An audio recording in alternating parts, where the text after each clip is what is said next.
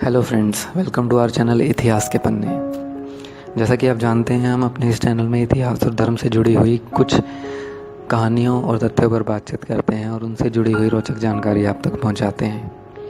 ऐसे ही आज हम एक बहुत ही रोमांचक कहानी लेकर आपके सामने आए हैं। बहुत से लोग शायद ये बात नहीं जानते हैं और सबके मन में ये शंका ज़रूर है जानने की कि विश्व में ब्रह्मा विष्णु महेश का बहुत महत्व है, परंतु ऐसा क्यों है कि विष्णु और महेश की ही पूजा होती है, ब्रह्मा जी की नहीं।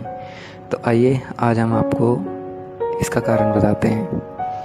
हिंदू धर्म की त्रिमूर्ति ब्रह्मा विष्णु महेश को सारा संसार जानता है। एक और ब्रह्मा जी जिनको इस सृष्टि का रचनाकार मानते हैं और दूसरी ओर विष्णु जी संसार का पालन करते हैं, लेकिन महेश को विनाशकारी माना जाता है। इस बात में कोई दो राय नहीं है कि भगवान विष्णु एवं भगवान शंकर के भारत में ही क्या दुनिया भर में कई प्राचीन मंदिर हैं, परंतु ब्रह्मा जी के मंदिर आपको पूरे विश्व में केवल 3 ही मिलेंगे। ऐसा क्यों? ब्रह्मा जी जिन्होंने इस दुनिया को आकार दिया, ये वे महान देव हैं जिनके कारण इस सृष्टि को रूप मिला। ब्रह्मा जी ने हमें 4 वेदों का ज्ञान दिया। हिंदू धर्म के अनुसार उनकी शारीरिक संरचना भी बेहद अलग है। 4 चेहरे और 4 हाथ एवं चारों हाथों में एक एक वेद लिए ब्रह्मा जी अपने भक्तों का उद्धार करते हैं, लेकिन इसी देव की कोई पूजा नहीं करता। क्यों? क्या आप जानते हैं कि धरती लोक पर ब्रह्मा जी के मंदिर तो हैं, किंतु वहाँ पर भी ब्रह्मा जी की पूजा करना वर्जित माना गया है। ऐसा क्यों है? आइए इसके बारे में बात करते हैं। कहते हैं एक बार ब्रह्मा जी के मन में धरती की भलाई करने के लिए यज्ञ का ख्याल आया। यज्ञ के लिए जगह तलाश करनी थी। तत्पश्चात स्थान का चुनाव करने के लिए उन्होंने अपनी बाँह से निकले हुए कमल को धरती लोक की ओर भेजा। कहते हैं जिस स्थान पर वह कमल गिरा वहाँ ही ब्रह्मा जी का मंदिर बनाया गया।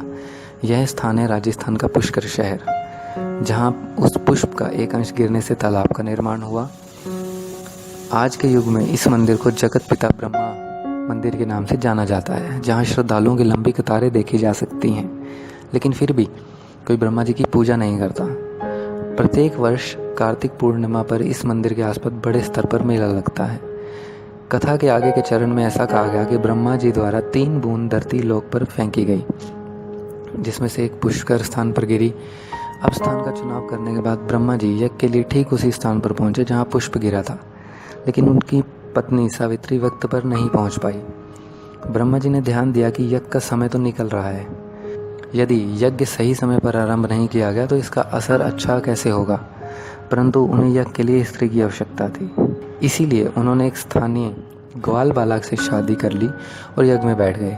अब यज्ञ आरंभ हो चुका था, किंतु थोड़ी ही देर बाद सावित्री वहां पहुंची और यज्ञ में अपने स्थान पर किसी और औरत को देखकर वो क्रोधित हो गई।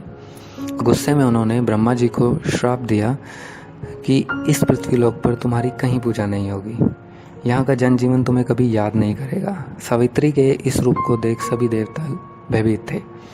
उन्होंने उनसे विनती की कि कृपया अपना श्राप वापस लें, लेकिन क्रोध से पूरित सावित्री ने उनकी बात नहीं मानी। जब कुछ समय के पश्चात उनका गुस्सा ठंडा हुआ तो उन्होंने कहा कि धरती पर सिर्फ पुष्कर में ही आपकी पूजा होगी, कोई दूसरा मंदिर आपका नहीं बनाया जाएगा। अगर कोई ऐसा करेगा तो उसका विनाश हो जाएगा। तो दोस्तों, ये थी हमारी आज की जानकारी जो मैंने आप लोगों तक पहुंचाई। उम्मीद करते हैं कि आपको ये बहुत पसंद आई होगी। ऐसी ही और जानकारियां लेने के लिए या ऐसे तथ्यों पर बातचीत करने के लिए प्लीज़ हमारा चैनल सब्सक्राइब कीजिए और अपने सुझाव हमें कमेंट बॉक्स में भेजिए। धन्यवाद।